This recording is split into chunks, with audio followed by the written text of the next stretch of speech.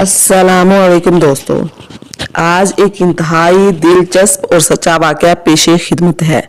पुराने ज़माने में एक औरत थी जो कि हामिला थी। जब उसे दर्द उठा तो उसके यहाँ एक बेटी पैदा हुई। उस औरत ने अपने खादम से कहा कि आज बहुत सर्दी है, लिहाजा आग का इंतज़ाम करो ताकि कमरे में कुछ गरमाइश हो जाए।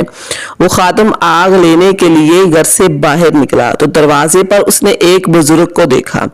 उस बुजुर्ग ने उस खादम से कहा कि क्या हुआ है, लड़की हुई है या लड़का हुआ है? तो खादम ने कहा कि लड़की पैदा हुई है। बुजुर्ग ने कहा कि ये लड़की 100 मर्दों से जना करेगी और जो इसका खादम है उसके साथ इसका निकाह होगा। वो इस लड़की की मौत एक मकड़ी की वजह से होगी। ये बात कहकर वो बुजुर्ग वहां से चला गया। जिस बुजुर्ग ने ये पेशेन गोई की थी उसकी हर बात सच्ची होती थी। उसकी कही हुई कोई भी बात या पेशेन गोई आज तक झूठी साबित न हुई थी। लिहाजा इस खातम को यकीन हो गया कि ये बुजुर्ग जो पेशेन गोई करके गया है ये भी सच साबित होगी। खादम गहरी सोच में डूब गया। उसने सोचा कि इस घर का खादम तो मैं ही हूँ और मैं ऐसी लड़की से निकाह कैसे कर सकता हूँ जो 100 मर्दों के साथ जना कर चुकी हो। लिहाजा उसने सोचा कि मैं इस बच्ची को अभी मार देता हूँ। जब ये जिंदा ही ना रहेगी तो इसे शादी की नौबत ही ना आएगी। लिहाजा वो वापस घर के अंदर दाखिल हो गया और एक तेज धार छुरी लेकर इस कमरे की तरफ बढ़ा जिस पे वो लोग नौमौलूद बच्ची मौजूद थी। कमरे में जाकर देखा तो बच्ची की माँ इसके साथ मौजूद थी। वो दरवाजे के पीछे छुप गया और इंतजार करने लगा कि जैसे ही इसकी माँ इधर उधर होगी तो मैं बच्ची को हलाक कर दूंगा। कुछ देर वो खड़ा इंतजार करता रहा। जब बच्ची की माँ इधर उधर हुई तो वो जल्दी से अंदर गया और छुरी इस नौमौलूद बच्ची के पेट में घोंप दी। उसे लगा कि बच्ची मर गई है। वो जल्दी से घर से भाग गया। वो समंदर के रास्ते किसी दूसरे शहर की तरफ निकल गया। इधर जब बच्ची की माँ ने देखा कि बच्ची खून में लथपथ पड़ी है लेकिन अभी इसमें जान है तो उसने फौरन इसके पेट के जख्म को सी दिया और बच्ची का इलाज मुआवजा शुरू कर दिया। कुछ ही अरसे में बच्ची दोबारा से सेहतमंद हो गई और इसका जख्म भर गया। उसकी माँ उसकी परवरिश करती रही और वो लड़की जवान हो गई। वो लड़की एक इंतहाई हसीनो जमील और खूबसूरत दोशीज़ा थी। लड़की की माँ ने हालात से तंग आकर उसे तवाइफ बना दिया और वो जिस्म फरोशी के धंधे पर लग गई। दूसरी जानब वो खादम जो कत्ल करके भागा था उसने किसी और शहर में जाकर अपना कारोबार शुरू कर दिया। उसका कारोबार दिन ब दिन फलता फूलता गया और उसने अच्छा खासा पैसा जमा कर लिया। कारोबार करते करते इसी शहर में उसे 22 साल बीत गए कि जब उसने वापसी का इरादा किया। लिहाजा उसने अपनी सारी दौलत इकट्ठी की और वापस अपने गाँव आ गया और वहां पर आकर उसने एक महल नमा घर तामीर किया और इसमें बहुत से नौकर चाकर भी रख लिए। ऐशो इशरत से जिंदगी गुजारने लगा। उसने सोचा कि मैंने महल तो बना लिया है, अब मुझे शादी भी कर लेनी चाहिए। लिहाजा उसने एक अपनी बूढ़ी मुलाजमा से कहा कि मेरे लिए कोई ऐसी लड़की तलाश करो जो शहर में सबसे ज्यादा खूबसूरत हो, चाहे उसके लिए मुझे कुछ भी कीमत अदा करनी पड़े। लिहाजा उस बुढ़िया ने लड़की की तलाश शुरू कर दी और तलाश करते करते इस तवाइफ के पास पहुंच गई। शहर में इससे ज्यादा खूबसूरत और कोई औरत न थी। भुरिया ने इस लड़की से कहा कि तू कब तक चंद पैसों के इस तरह तरह के लोगों को अपना जिस्म फरोश करती रहेगी? मैं तेरे पास एक शहजादे का रिश्ता लेकर आई हूँ जो शहर का अमीर तरीन शख्स है, जो कुछ माह पहले इस शहर में आकर आबाद हुआ है और उसने शहर में एक महल जैसा घर बना लिया है।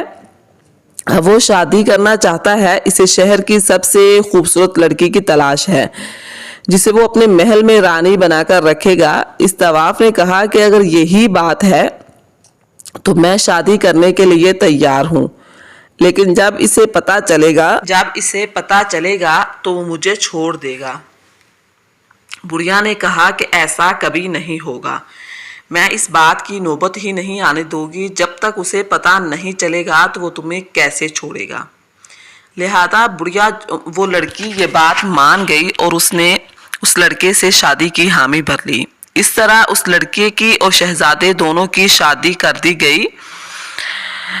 وہ لڑکی بہت ہی خوبصورت تھی، لہٰذا دونوں کا نکاح ہو گیا اور وہ لڑکی رخصت ہو کر اس شخص کے گھر آ گئی۔ شادی کی پہلی رات جب وہ شخص اس لڑکی کے پاس گیا تو اسے دیکھتے ہی اس کا دیوانہ ہو گیا اور اسے اس سے محبت ہو گئی۔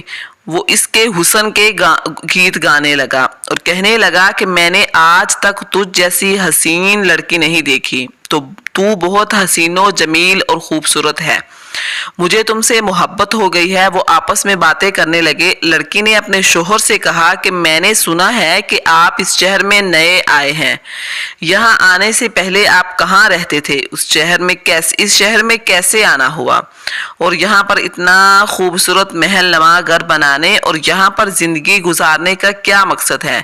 تو اس شخص نے جواب دیا کہ میں اسی شہر میں پیدا ہوا تھا، میں بچپن میں بہت غریب تھا، میں ایک عورت کے گھر پر ملازم تھا، میری مالکہ کے ہاں ایک بچی پیدا ہوئی، اسی بزرگ نے مجھے بتایا کہ وہ بچی بڑی ہو کر 100 مردوں سے زنا کرے گی اور اس کی شادی اس کے گھر کے خادم سے ہوگی اور وہ لڑکی مکڑی کی وجہ سے ہلاک ہوگی۔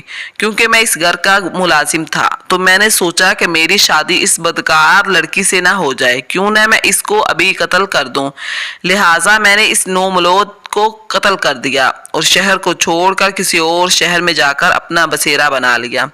وہاں پر میں نے اپنا کاروبار کیا اور بہت سارا سامان کما کر اس شہر میں آ کر دوبارہ آباد ہو گیا۔ جب لڑکی نے اس کی یہ بات سنی تو اس نے بتایا کہ اس بزرگ کی بات سچی ثابت ہوئی، جس لڑکی کو آپ نے چھرا مارا تھا میں وہی لڑکی ہوں۔ پھر اس لڑکی نے اپنے پیٹ سے کپڑا ہٹایا تو زخم کا نشان دیکھ کر وہ شخص بہت حیران ہوا اور کہا کہ اس بزرگ نے دوسری بات جو کہی تھی کہ وہ لڑکی 100 مردوں سے زنا کرے گی، تو کیا یہ بات بھی سچ ہے؟ اس لڑکی نے کہا کہ ہاں، میں نے زنا تو بہت سارے مردوں سے کیے ہیں مگر مجھے تعداد یاد نہیں۔ مزید اس لڑکی نے کہا کہ میں اب بدکاری سے توبہ کر چکی ہوں، اگر تم چاہو تو مجھے بسا لو اور اگر چاہو تو مجھے چھوڑ دو۔ لڑکی کی یہ بات سن کر وہ شخص بولا کہ مجھے تم سے محبت ہو گئی ہے اور چونکہ تم توبہ کر چکی ہو لہٰذا میں تمہیں چھوڑنا نہیں چاہتا۔ اس شخص نے کہا کہ اس وقت حضور نے تیسری بات بھی کہی تھی کہ وہ لڑکی مکڑی کی وجہ سے مرے گی، لیکن میں تمہیں اپنے سے جدا نہیں کرنا چاہتا۔ اس شخص نے کہا کہ میں تمہارے لیے ایک ایسا پختہ کمرہ تیار کروں گا جو چاروں طرف سے بند ہوگا، وہ صرف ایک دروازہ ہوگا جس پر پہرے دار کو تعینات کر دوں گا جو کمرے میں کسی بھی کیڑے مکوڑے اور مکڑی وغیرہ کو داخل نہیں ہونے دیں گے۔ لہٰذا اس شخص نے ایسا ہی کیا۔ کچھ عرصہ بعد ایک مکڑی رینگتی ہوئی کمرے کے دروازے تک پہنچ گئی۔ پہرے دار کی جب نظر پڑی تو اس نے اس لڑکی کو بتایا۔ اس لڑکی نے کہا کہ تم اس مکڑی کو میرے پاس لاؤ، میں دیکھتی ہوں کہ یہ مجھے کیسے مارتی ہے، اس سے پہلے میں ہی اس کو ختم کر دوں گی۔ لہٰذا اس عورت نے مکڑی کو پاؤں کی جوتی سے مسل دیا مگر مکڑی کے زہر کا ایک چھوٹا سا قطرہ اس کے پاؤں کے انگوٹھے کے ناخن اور گوشت کے درمیان چلا گیا، جس کا اسے علم نہ ہوا۔ زہر کی وجہ سے انگوٹھے پر زخم ہو گیا اور وہ زخم پورے پاؤں میں پھیل گیا اور وہ ناسور بن گیا۔ اس زخم سے پیپ اور خون رستا رہتا تھا، جس کی وجہ سے وہ عورت دن بدن کمزور ہوتی گئی اور علاج معالجہ کروانے کے باوجود بھی اس کو آرام نہ آیا اور وہ عورت موت کے منہ میں چلی گئی۔ اور اس طرح اس بزرگ کی تینوں باتیں سچ ثابت ہوئی۔ دوستو، اگر آپ کو میری ویڈیو پسند آئی ہو تو اس کو لائک ضرور کیجیے گا اور چینل کو سبسکرائب بھی کر دیجیے گا تاکہ آپ کو اس طرح کی انفارمیٹیو ویڈیو ملتی